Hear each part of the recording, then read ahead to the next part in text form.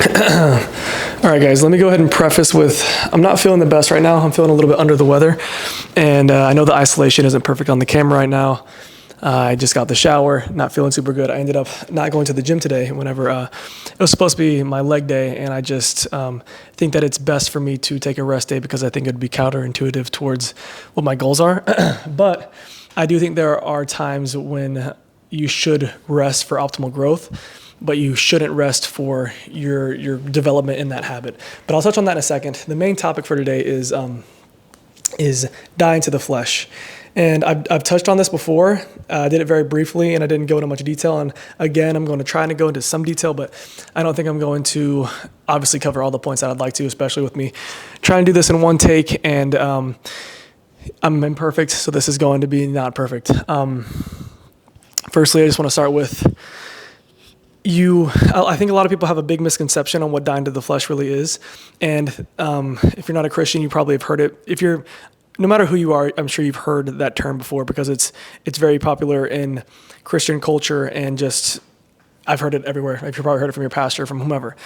I don't know why I'm rambling on that, why you've heard it. But I think that the misconception is that a lot of people believe that the most important thing is, when it comes to dying to the flesh, that they have to control their mind. They have to stop thinking so lustfully. They have to stop having these thoughts that are sinful. And I agree, that's obviously not good. But when you're first trying to break a habit and do something that you're not comfortable in doing, it is impossible to not have those thoughts every now and then. And I know that with God, everything is possible. But for the vast majority of human beings, whenever we are sinful creatures, and whenever we tell ourselves we don't want to do something, a lot of the time, the first thought that creeps into our mind is exactly what we don't want to do. And with myself, I obviously deal with this very much every single day. I still have lustful thoughts. I still have sinful thoughts. We all do. And it seems like a lot of us have those feelings and have those thoughts and think to ourselves, man, I'm an addiction. I have an addiction. I'm addicted to this. It's in my family, whatever excuse, and say that I keep having these thoughts. I can't control it. I want to die to the flesh so bad, but I just can't do it. And I think that we have to understand that you're not going to overcome sin in a day, and you're probably not going to overcome sin ever because you're not perfect. And whenever you can accept that you're not perfect and you died for your sins, you are more able to give yourself grace, but not only give yourself grace, but be productive in what you're pursuing.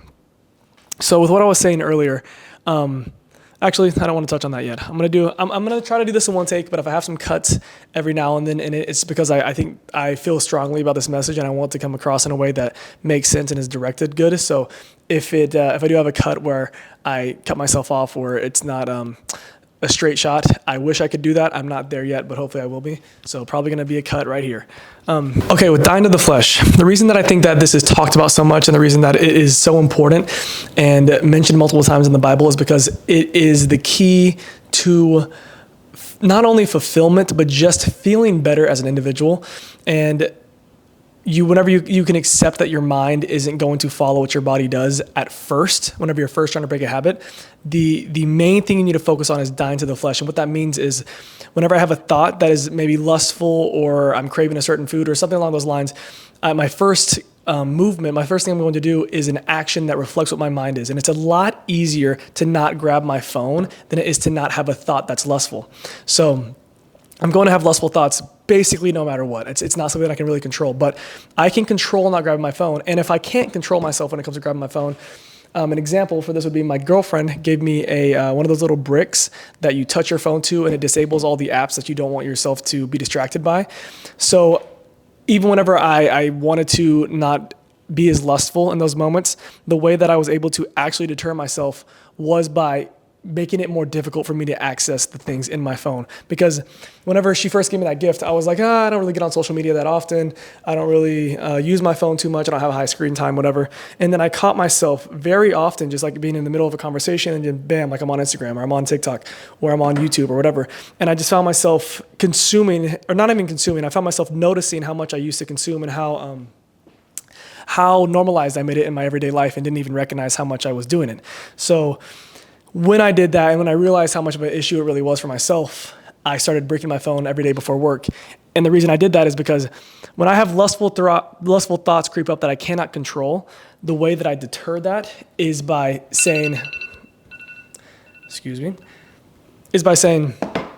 okay, the next thing that's going to fall, the only way that you're going to sin physically is if you sin physically. So I need to really focus on what my actions are from here. And what has helped me with that is Michael Smoke talks about this a lot. I think Nick Comodino talks about it as well, is how you have to put obstacles in between things you don't want to do. So if I don't want to be on my phone, I have to make it more difficult to get on it. If I want to go to the gym, it's vice versa. It's both ways. If I want to go to the gym, I have to make it to where on my way home from work, I pass the gym every single time I go home. I pack clothes every single time I go to work. So I go straight from work to the gym. I don't get home. I don't get comfortable. I make the things that I want to do that are hard for me easier to do. And I make the things that I don't want to do that are hard for me to stop harder to obtain and harder to do. So with that being said, whenever you have these physical thoughts, you need to make whatever the next step that you usually take is difficult to do. So whenever I have lustful thoughts, I usually reach for my phone.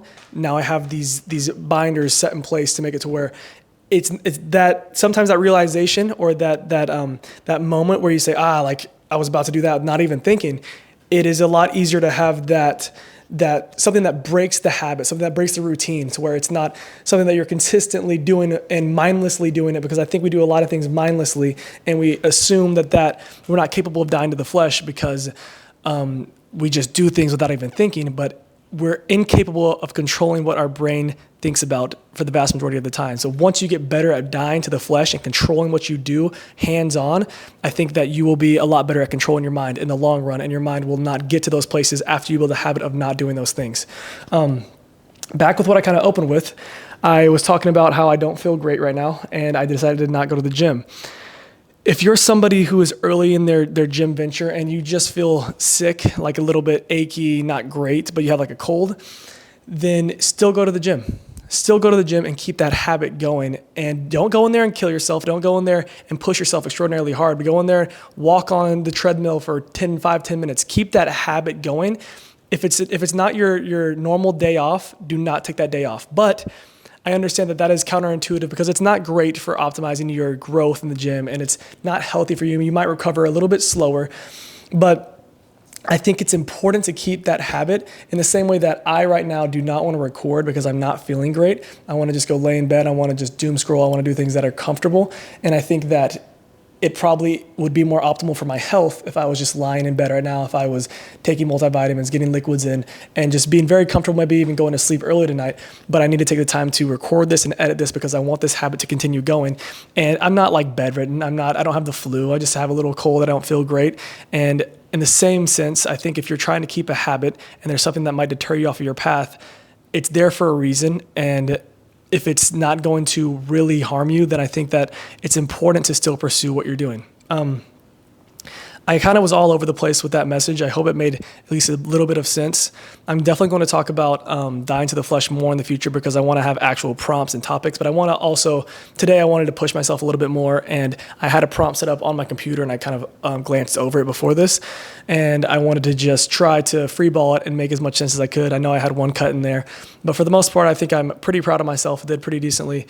Gonna go rest. Hopefully I'll feel better tomorrow, and then I'll be able to have a really good leg day. Oh yeah. So the reason that it's okay for me to take off the gym is because I already have that habit built. I've been going to the gym before I close. I've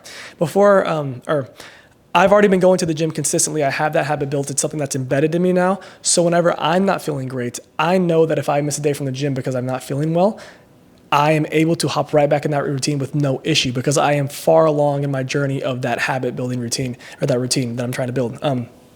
But if you're early, if you're in your first couple months, first couple weeks, maybe even first year, if you're just having a hard time going to the gym and it hasn't become something that's very seamless to you, then that's when the days that are difficult are more important to go, because when you can do it on those days that are difficult, the days where you feel good, it will feel easy, it'll feel seamless, and it'll become a true habit that's embedded in you.